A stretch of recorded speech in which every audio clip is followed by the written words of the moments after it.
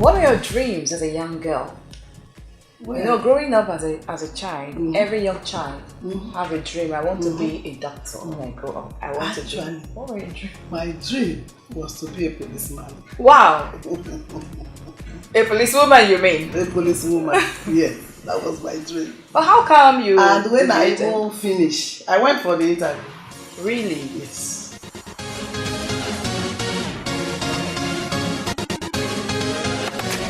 My mother will sit you down and tell you about marriage. She will tell you what and what to do to keep your marriage, to make your marriage successful.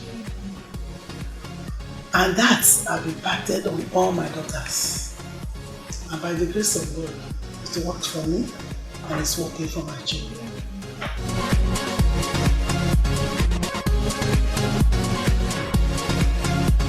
They were looking at the women there, they were looking at me.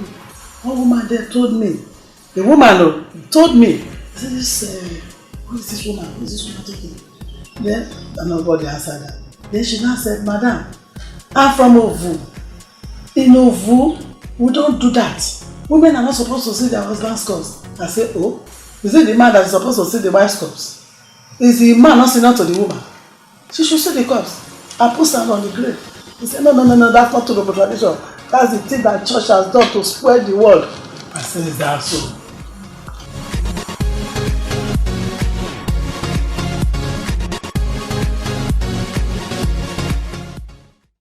Okay, mommy, so your take is women should get involved in politics. Yes, very good much for women. Yes. Oh, okay. It's good for women. Yeah. So that brings me to, because if they come into the politics, more women will be appointed. More women will be voted for.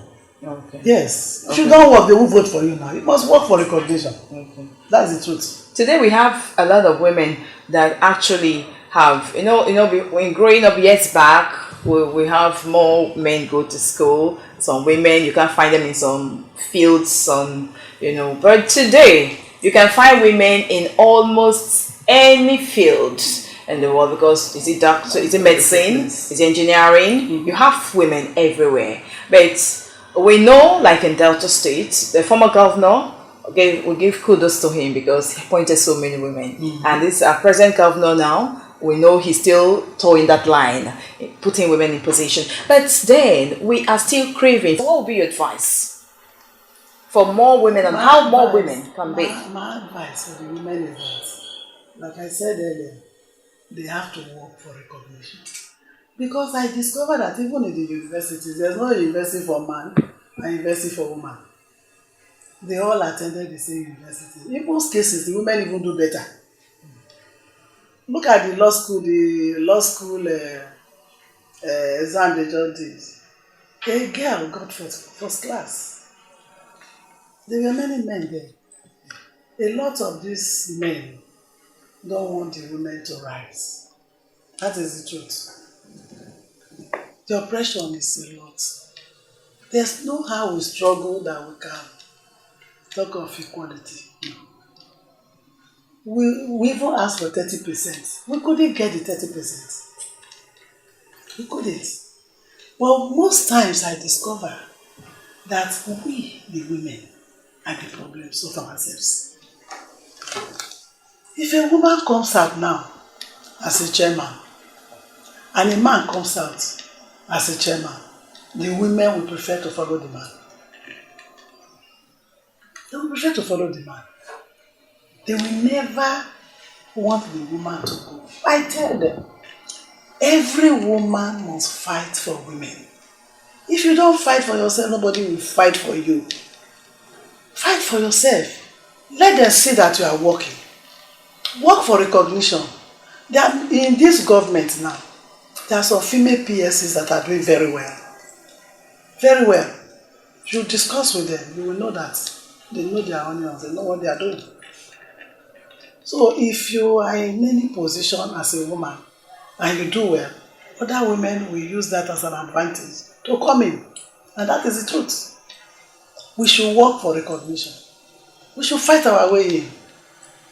We should fight our way in. That's the only way. Because if you don't do it yourself, nobody will do it for you. We have been begging the men in our local government, in our wards, in our states, national. There's nowhere we have not cried to for this our small 30% out of 70. We've not been able to get it. But thank God we have governors that are gender friendly. They have been trying for us. They have been trying for us. We want to beg them to do more. We ask for more. Oh, that's good. If they can give us more, we'll be very happy. They have tried. Even with the appointments going on, I think our governor is trying. The former governor tried. Even Governor Obama tried a lot too for women. So I will be very happy if we continue in that stride. Okay. If a woman is given a position, I want the woman to work well. Do your work diligently so that people will recognize that you are doing your work well. If women are doing work well, nobody will tell you to call a woman because they are very upright. If a woman is in any office, you see the way they are working, you'll be surprised. So I just pray that we will learn our lessons and do better. Some of us just put down ourselves that we cannot make it. No, you cannot put yourself down. You will make it. Why won't a woman make it? We have daughters. We want the daughters to do well. We have wives. We want them to do well. Why will you, as a man, not want women to do well? So, if you don't want women to do well, that means you don't want your daughters to do well. So, I'm happy that in Delta State, we don't have that serious problem of marginalizing women. They are trying for us, and I know they will try more because recently, in our stakeholders meeting, we still appeal to them to give us more. And the governor also promised that he will look at our case. And I know that it's a Choknodu governor. It's a governor that does not go back on his words. It's a governor that stands by his small agenda. And I know with the governor, the women, more women, will come on board very soon.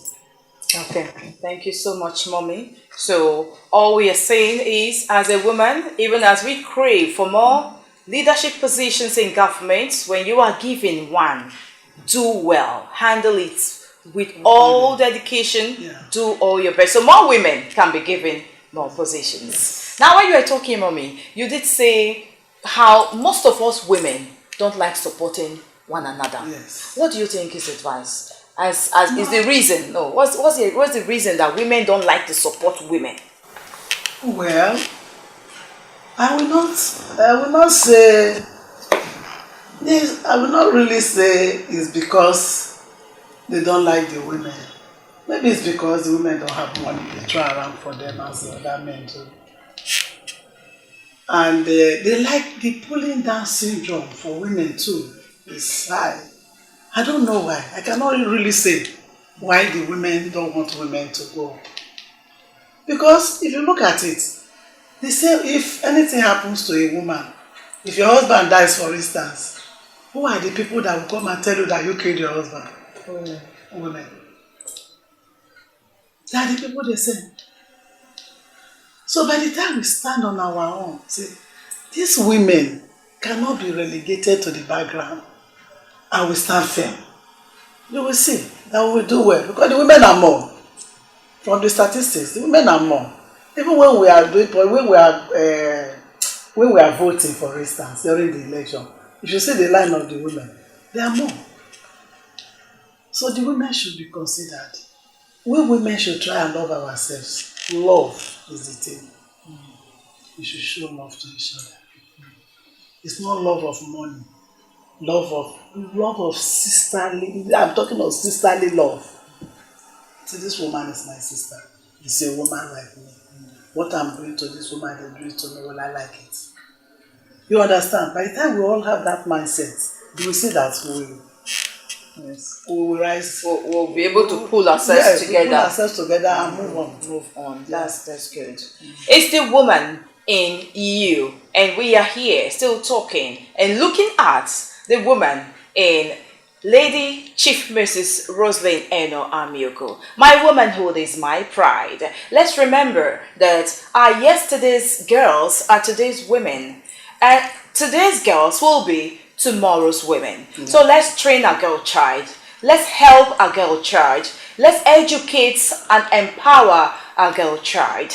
My womanhood is my pride. Mommy, let's go looking at the home front against. What's your take concerning domestic violence? See how women are treated most times. Yeah, yes, I want to say that the women, most of the women, they didn't know the men they were marrying. They didn't look at the men. They didn't know the people. Because if you know the man you are marrying and you are there every day, you are being beaten and you are still there, then you want your corpse to be taken from the house. I don't believe in a woman beater. If you are beating a woman, it means you don't love the woman. The woman should leave. But one day, it will kill you. And that's the truth. When you're so angry, it can hit you with anything. And once you are gone, you are gone. I don't believe in tolerating that at all. A man should not raise his hand on the wife. If he's so bad, walk away from the house. You don't need to beat your wife. It's not even a good example for your children. Because they are watching you. It's not good. So most of the women, they try to manage the marriages. They want to manage because of children. At the end of the day, if they kill you, will the children not suffer? It's better for you to be alive to take care of your children than to die because of the children. Because they need you to mentor them, to take care of them, to love them as mothers. Okay, as a mother, let's get your advice, Mommy, on our young, beautiful girls that treat their womanhood. If you have a minute or two to sit with them, what would you advise, ma'am? Incidentally, some of these girls, they are from good homes. There are a lot influencing them. One, lack of care. Secondly, peer group. Thirdly, some of our men. Because these girls are little children, some of them are university children. They go to the university to carry the children to come out. Sometimes they bring them out. Some people will just be trading these children for money. I don't know how you brainwash them. Then some of them, because their friends are going out, they might not even know what they were going for. They will just follow their friends. It falls down to the upbringing that I'm talking about. If your child is in school, for instance, on Sundays you will remember that it's from a Christian background, you need to go to church. On weekday, say we have charismatic, you want to go to church. On a day that you are not busy, you are reading one scripture or the other. Your parents, and again, parents too, they have roles to play. They believe that once a child is 18, the child is on her own. I, as a mother, Lady Chief Mrs. Amioku, I don't believe in that. If a child is in the university, the child is still my child. I still go to the university to see my children. I visit them twice a month in the university. When they were in the university. My last two little girls, when they were in year 3, the final exam in year 3, I went to the school to visit them. And one of them told me, Mommy, our mates are laughing at us here, that you are always coming to visit us. I said, yes, I have to visit. That is their own. You are my children. And to take care of you people until you are matured to be on your own. Don't bother about the laugh, they're laughing at you. It's fine by me. I'm not complaining. I sometimes just make their choice of food. I take to them in the university. I know. Even my mother, my late mother was doing it when my first daughter was at Abraka. She was cooking and taking to her in school. That's her grandmother now. Yes, grandmother, yes. So when the student will just see my mother come and say, Imoni, your grandma is here again. How will we eat good food today? You know? That kind of thing. You know, all those things you do to children helps them. Going out will even be progress. If I go out now, I don't even know when my mommy will come. I don't know when this will come. And you teach them from home too. That you don't need to be going about in school.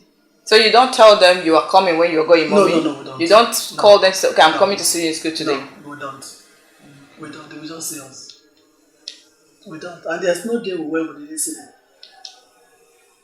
When they were complaining to me that I shouldn't come in their final year, I say your mates in year 2 had an accident that almost died. Today she's paralyzed. She went out with her boyfriend from school, year 2. I said, you see how the guidance and care is helping you people. God too on our side. It's not our power, because it's God. Without God, we cannot do what we are doing. So it's God. And I think that if every parent will sit down with their children every time and talk to them, you think they don't listen? They listen. They listen. No matter how stubborn the child is. Okay, that's a very good one. That you should, as mothers, visit your children always, even in the university. And I remember my dad used to do that to me up to final year. And my classmates would be like, your papa don't come again. He did not help you? Okay, he did. Oh, he did. It helped me. My parents basically helped me. Okay, now we want to look at indecent dressing. Mommy, some people have this impression that our mothers have failed us, and that's why we have a lot of our young girls dressed the way they dress today. What's your take concerning that indecent dressing? It comes back again to the upbringing of a child. And that is the truth. In my house here, my grandchildren, you can hardly see them dress anyhow. If you come out with bomb shots, even in the house, when they sit, I say, go back. You can't wear that thing. Let your maker get to your name. She's not there. But you cannot wear this spaghetti hand in my house now. Whether they receive or not. They are proper. You can see the people in my house. Properly dressed. I don't take it. From childhood. I don't do it. So some parents are not dressing well. Some parents are not dressing well. Married women, you see them outside, you'll be ashamed of yourself. And they made their husbands like it like that. But it's bad. Because that is what the children now are learning. It's what you have, you give. Yes. You cannot give what you So we can say some mothers have failed us. Some mothers have failed us. That is the truth. We need more orientation for our girl's child. Orientation. We need it. Thank God we have a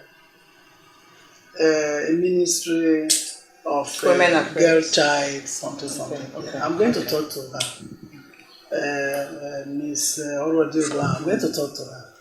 We need orientation for our girls. Let her put that in her budget.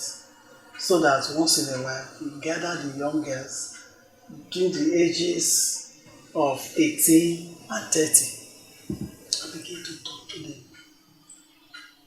It's very important. You see children going to your DBS birthday parties or Christmas parties. Some of them wearing nonsense, opening their body for in the name of party. No, you can't dress like that. As a child from my house, no. We need to educate the world, especially our Nigerians. If the white people are doing it there, we don't need to do it here. It's not our culture. It's not. Okay, mommy, will you advise women as mothers? Because some persons will say, she's not my child.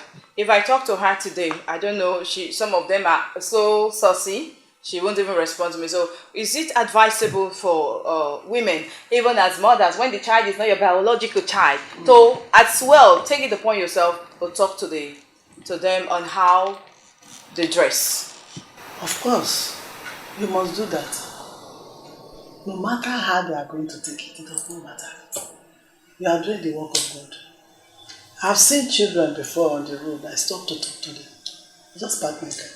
I call them and talk to them. There's nothing wrong in saying it. Even if you see the parents, talk to the parents. I've talked to parents before. I say you are not properly dressed. And see the way your daughter is dressed. I went once to secretariat. I saw a civil servant who wore a jeans trouser and one tiny thing on top going to work. I sent her back. She's told me she's not a civil servant. I say you are a liar. Somebody there just told me she's from Ministry of Higher Education. I say back. I sent her away. He said, chairman, you didn't know that this is our chairman. Because we'll be telling them about the dressing. Is that not true? We'll be telling them about the dressing. How a civil servant should dress. If you see a civil servant, you know it's a civil servant. Don't dress anyhow. Because you can be in the office, they will call you that governor wants to see you. For instance. Is that how you are going to say, no, let me go home and change. That means you are not well dressed. You must be well dressed at every time. If you don't do it, you'll be complaining and grumbling within you that this girl, oh, it's not this, it's not that. No. Stop. Talk to the child. You'll be surprised that the child will listen. And that might help the child. Yes, that's very true. So let's do our part as mothers, as women, to help our younger girls, our younger ladies to dress properly and decently. Because the fact is, even when you are covered all over, you remain so beautiful still. Of course. You don't need to expose every part of your body. My womanhood is my pride. And here we are still talking with our mother, Chief Mrs. Roseline Amioku, looking at the woman in her. And just before we leave, Mummy, the Japa syndrome in Nigeria, our youths. Jakpa, everybody is, especially the youths. What's your advice to the young ones concerning the Jakpa syndrome? Well, a lot of them, when you discuss this matter with them, they tell you they are going for their future. They are feeling that our salaries are too small. Like the medical doctors, for instance, they pay their well there. They have been running away. Every day we employ. They work for 2-3 months, they run away. So the salary is better. And look at the hardship again here. It's contributing to it. So we advise our governments from national to local government to try and improve our ways of life, our ways of living, our salaries. They should review our salaries. They should try as much as possible to stabilize the prices of goods and services in the country. I think with that, a lot of people will come. And again, light, very important. Look at us here now. We'll be here since morning, no lights. No lights. If we have light in this country, I assure you, a lot of our people too that are running away will not run away. They will be able to invest here and monitor their investments. Now you cannot keep a cold room. If you have a cold room, for instance, diesel is now 1,800 a litre. How many litres can you buy? Before you talk of the profit you are going to make from what you are buying. Before you think of the dollar you are changing to import the fish and things that you are using here.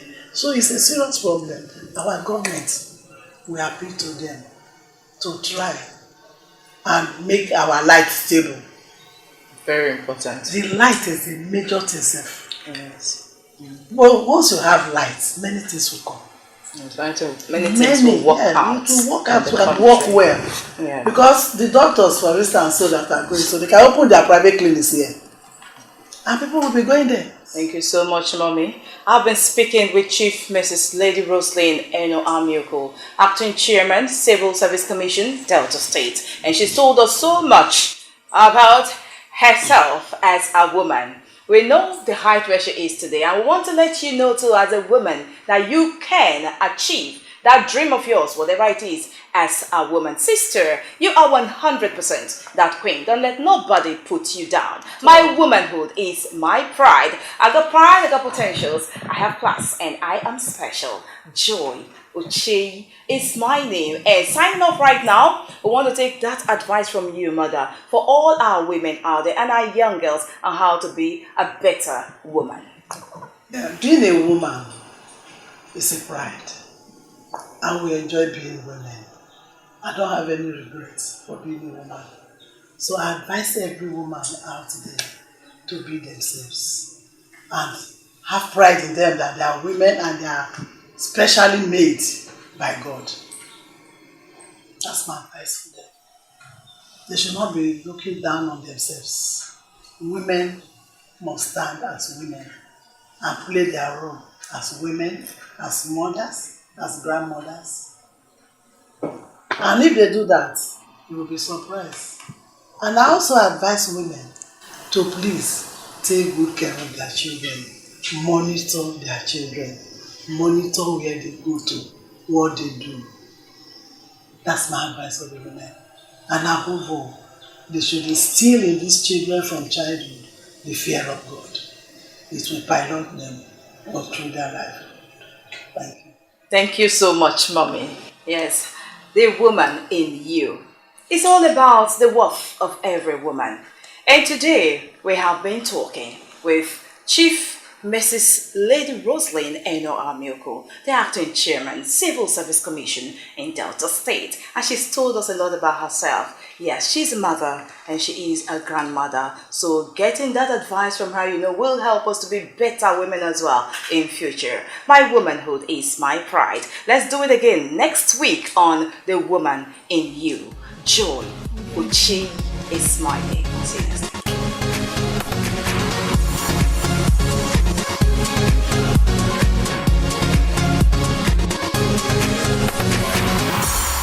Audio Jungle.